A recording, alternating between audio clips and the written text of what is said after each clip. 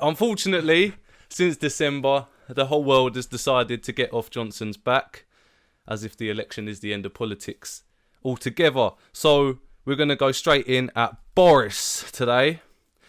So, the Prime Minister of this country has asked his aides to keep memos short to make sure that he reads them. And I'll quote, "Box submissions have to be brief if he's going to read it. If they're overly long or overly complex, Dom sends them back with savage comments." This is Dominic Cummings, Boris Johnson's key aide, the guy that people quite rightly feel is running the country. Before I go into the flooding and everything like that that's been going on, I'm just going to start by saying it bloody scares me that we're 2-3 months in and he's already having to ask people to make memos short. That makes me feel like he hasn't been reading them. And that makes me feel like that Dominic Cummings, by sending them back with savage comments, is kind of weakening Boris's position. Sort of makes me feel like Boris Johnson's being used by him. Yeah, it's kind of like the whole Trump situation again, isn't it? Yeah, it's exactly. Do you remember, what was it? That the Trump, one of the guys said that they had to start putting graphs and coloured images into the papers because otherwise he just wouldn't read it if it was text-based. It's like a puppet, isn't it, for the guys behind? Yeah. And they're just so out in the open with it now that and the fact that it just says Dom sends them back with savage comments. It's just, I don't know, man. Uncharted territory for me, innit? But basically, everyone's been on his back outside of the media for not going down to the flood hit areas of the country. A lot of people, I went on Twitter, the first thing they said was, why should he? It's not an emergency. So I'm just going to read a couple of the things that have been going on in England and Wales, just to see if you think this is worthy of the Prime Minister paying attention to. Okay, so the other day, there was 600 flood warnings, the most ever, just in England. Yeah, you just think England isn't 600 miles. Yeah. Is it 600 squared? I don't know. Probably not. No, it is. No, it would be. Yeah, easy. Fucking stupid, man. Miles long. Huh? 600 miles long. Is it? I don't know. Oh, no. Yeah. There's 600 flood warnings is a lot, still. 600 separate places in England, not Britain. This is just England. 600 flood warnings. The most ever. So when people say to you, oh, we've seen it all before, rah, rah, rah, they haven't. Because they've been breaking a lot of records, as we'll find out. There was a month's rain in 48 hours. Okay, and there was 2 storms in succession. So this is what we've got to remember. There was one last week. What was that one called? You had Dennis, but who was before that? What letters before D? C. Kiara. Kiara, that was Kiara. it, Yeah. That's it. I was thinking E. Eric. Wait, was it actually Eric? No. I just made that up. No, it was Ellen. It was Ellen. Ellen. Are you sure? Yeah, because it switches gender. Yeah, but so why would Ciara have Ellen before it? It'd be Eric, innit? No. Ciara, Dennis, Eric, Gel. Ellen. Mate, my brain's not working today. Mate, No. CDE. Oh, thank God we're just chatting and not making any decisions today, innit? I feel sorry for Boris now. But basically, yeah, so there's 2 storms in succession. One makes everything wet, saturates the ground, so as soon as the rainfall hits, it just sits like it would just sit in a bowl. The River Taff in Pontypridd, the famous area in Wales that looks like you can't say it, but then when you read it, it actually just says Pontypridd. Yeah. Was over 5 meters high, and that's the highest in just under 40 years, and it was a meter taller than the famous 79 floods. That's mad. So like 4 meters is like 12-13 foot. Yeah, I swear, isn't that like that's almost like a tide, like the height of tides. I swear. Yeah. If you're standing on Margate seafront, Brighton seafront, the distance between that and the So if you walk up to the edge and underneath where the sea comes up to, that's probably about 5-6 That's meters. Like that's fucking for that amount yeah. of water inland is yeah, crazy. yeah. It's hard to it is actually quite hard to quantify, but it's the sort of thing that later on you'll sit there and think about it and just be like, right, fuck you know. 900 tons of water per second flowing down that river. That's 4,000 full bathtubs going past the monitoring station a second. That's not just what's sitting on, that's going past. Mate, imagine getting caught in that. Fucking hell, this is what I mean. Like, it's serious, innit? Like, these ain't just like, oh no, I've got to wear me wellies to the shops. Like, and on that note, it's dead serious. There's been 3 deaths. 2 of them actually in Kent, where we haven't had that bad floods, but people fell off boats and stuff like that when the storm come. I'm guessing that's because when the storm hit the north and the west Wales and all of that, it kind of was going on all day. I was seeing it on the news and I was thinking, oh, it looks all right around it. We're in the southeast, by the way. And then all of a sudden it just went bang. So if you're on a little dinghy or something like that just off the coast, you're fucked. Yeah, 2 people died on the Kent just this week. And people say to me on Twitter, I spoke to a couple of people about it, and they said it's just Mother Nature. This is just what happens. When someone was moaning about the fact that the Tories haven't put enough flood defences up, well, not the Tories, just governments in succession. There's nothing we can do except ignore our changing climate, according to everyone. It's something that always catches us off guard, was something that has been repeated on all the BBC News programmes. All of their guests somehow always seem to repeat that it's just normal to be caught off guard by everything. Now, that sounds like someone who's shit at something coming up for excuses as to why they're so shit at it. Do you know what I mean? Oh no, it just catches. Nobody knows when it happens and bullshit. Yeah, the weather like, said a week it. earlier. Yeah, Do you know what I mean? And it's the same thing every year. It's like we've never got enough grit. Yeah, the yeah, roads, and like, it gets we've worse and never worse got- and worse. yeah, Yeah, yeah. Our winters are getting wetter and windier. Oh, there definitely won't be any floods soon then. Yeah. You know what I mean? But this is where...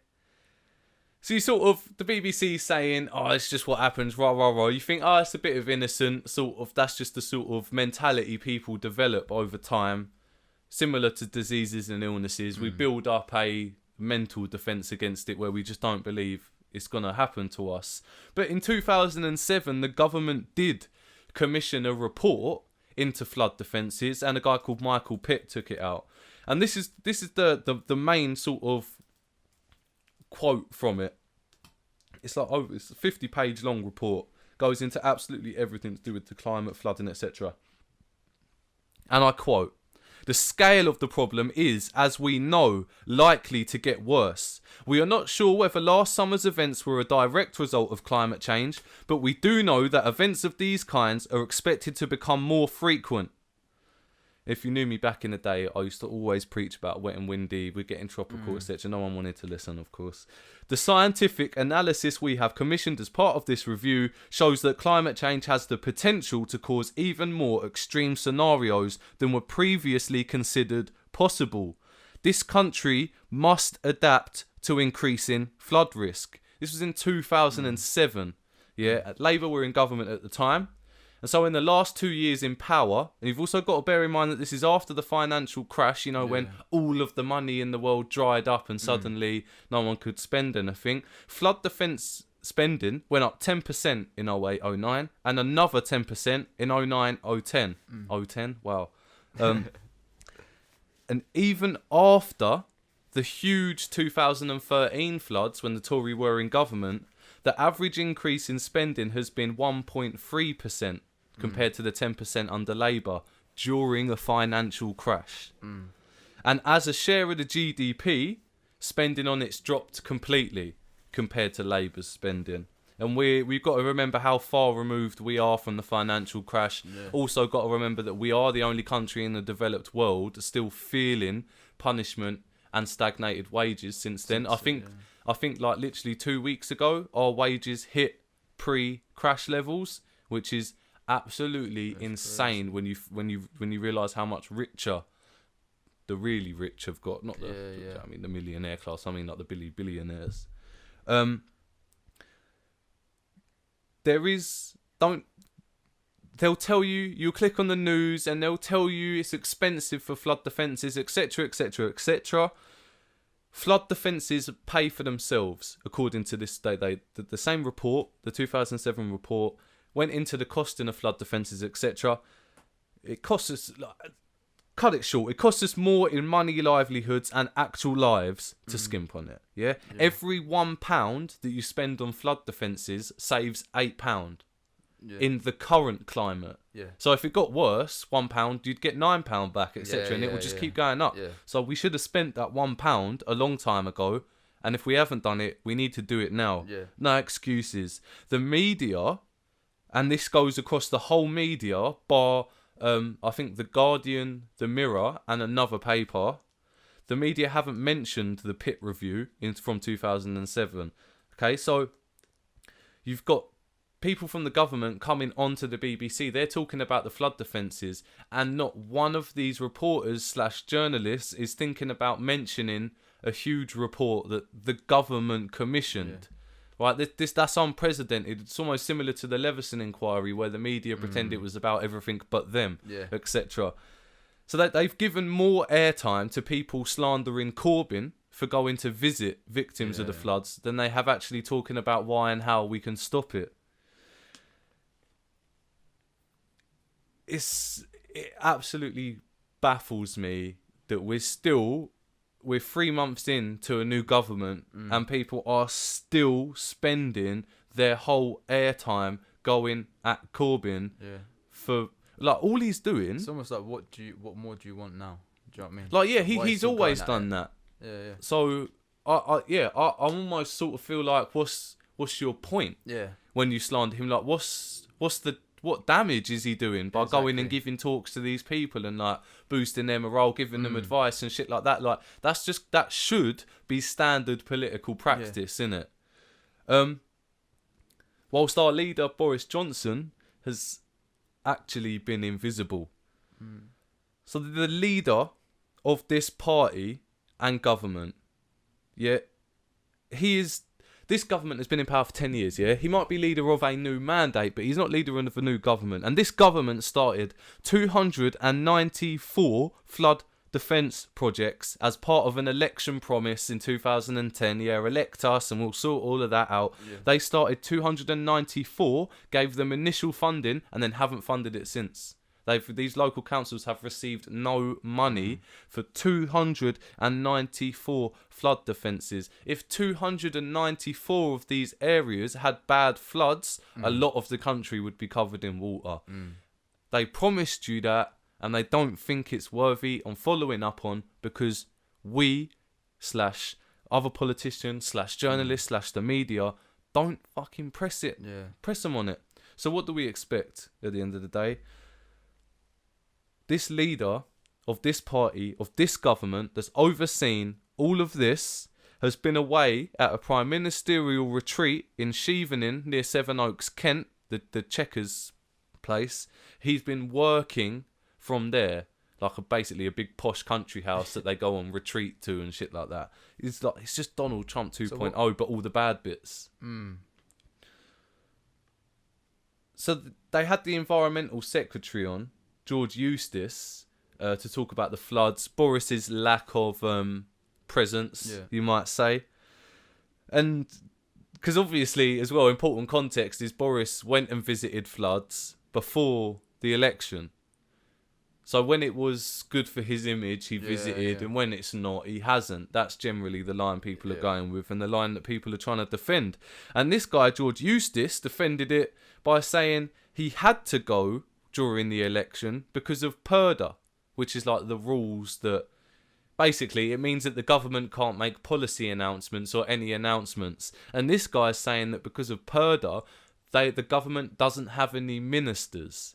He said this on the BBC, okay? So according to him, during an election, the country stops working and no one employed by the government has to carry on doing their job. It's complete bullshit. Like, it's again, we're going over fucking Do you know what I mean? Unhealed wounds, innit? But there's a guy from the government going onto the telly lying about why Boris has done something that he shouldn't have done, and the media, instead of pressing on it, instead of saying what about the pit review, what about all of this research, academic you could almost call it data. It's not even like opinion or fact. It's not sort of research into theories. It's like they've taken all of the facts and there you go. Summed it up. Yeah, it made a summary of it, sort of thing. And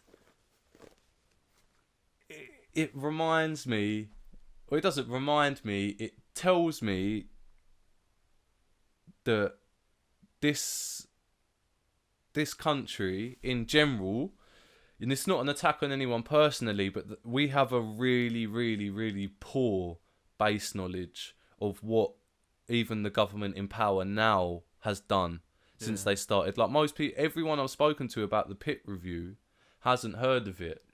But in 2007 and 2008, they were talking about it all the time. But if they don't remind you of it, it goes out of your head. Yeah. And this might be why there might be people at home asking, why do they keep going at Corbyn? Because if they don't keep going at him, and all you see is him going to these places and talking to people, you might start to come around to him. And you might start to regret your decision. And they need to be 2 years into this government before they can let you start doing that. And don't worry, in 10 years' time, 20 years' time, this very BBC will be telling us about the great leader that we never had in Corbyn, etc. But whilst Boris is under the spotlight, you will always notice Corbyn is in the news more.